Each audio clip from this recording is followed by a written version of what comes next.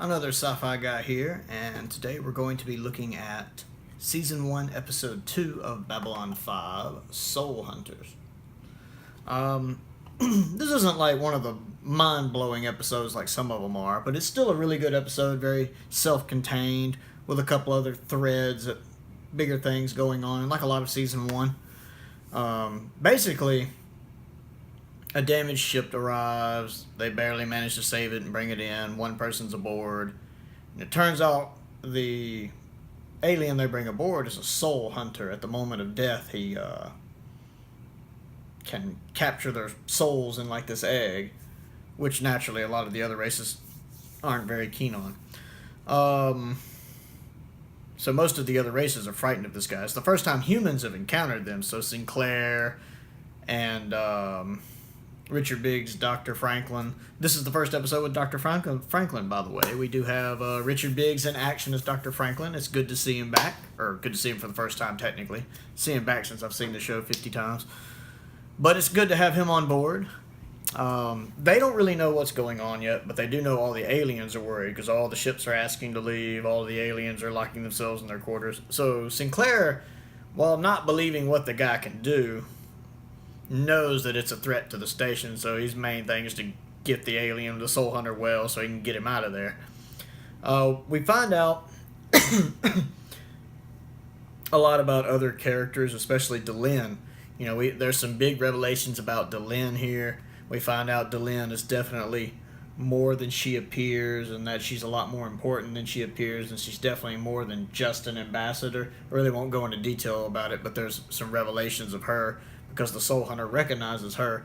We also, I think this is the first time we learn about Dukat, the deceased leader of the Minbari during the, well, for quite a while. We find out that he was a very wise Minbari. He was the leader of their people. Everybody looked up to him, and he's held as a very religious figure.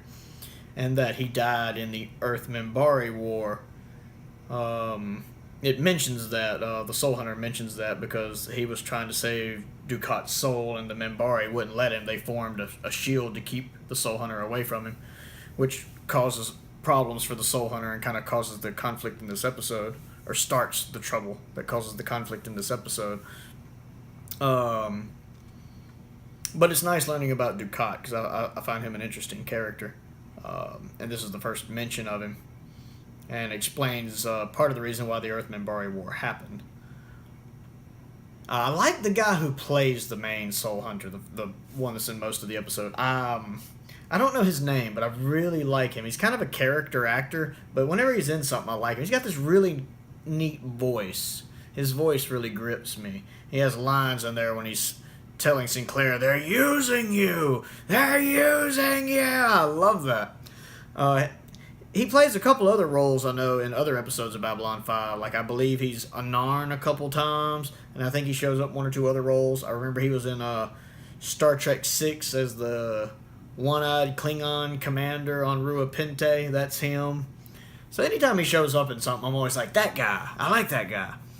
And he does a lot for the role. There's actually one scene where he's in med lab and he's been laying down unconscious, and he's off camera while the doctor's doing something. When the doctor walks over and the camera pans with him, you see in the glass that Soul Hunter's just standing up, and it's so jarring that it just pans over and there he is facing the glass, that you're like, this is a really cool moment. The cinematography, of course, is good. What you expect from the 90s, maybe a little better. The CGI effects are still kind of rough. Again, it's an episode from 1994. It's an episode where the CGI looks like it was made back then. I still enjoy it, but it does look rough. And since it was done in the 4:3 aspect ratio, and it was tricky to convert to DVD, the better TV you have nowadays, the rougher it's going to look. Like, it actually looks noticeably worse now than it did on my old TV. Almost pixelated in places. Season 1's kind of bad about that. Still passable. It doesn't overly bother me, but worth noting. Like I said, this isn't one of my best episodes, but I enjoy it. Another thing I haven't mentioned is I love the way they designed the station. I mean, to me, I can kind of tell it's a set, not a space station, but I love how there's different sectors. Like, you know, a lot of the people who can't really afford, the homeless basically, the downtrodden, they kind of live in down below, which is the name of it. Then you have actual sectors like brown sector, gray sector, blue sector, red sector, green sector. You know, like green sector is the ambassador's quarters, for example. And so when they're in these sectors, the walls are lined in that color. Like if you're in the ambassador's quarters, green sector, there's green lines on the wall, or in blue sector, there's blue lines on the wall, etc., etc., etc. This is really good because it helps you understand where people are without them having to say where they are. You know, if they're walking through a corridor and the corridor has red stripes on it, you know they're in red sector. So they don't have to just, for some reason, state where they are. You can look at it and know, oh, green sector, they're in the ambassador's quarters, or brown sector, you know, they're okay. And I really like how they did that. I think the set has some real good designs. You have the promenade with all the restaurants and everything. I really like. And then, of course, you have the casino, which looks good. So the station design is really well done. I really like the people who did the sets. They did a good job. I meant to mention that before, and I'd forgotten, so I wanted to comment on it now. And that's really about it. It's not a standout episode, but I still enjoy it.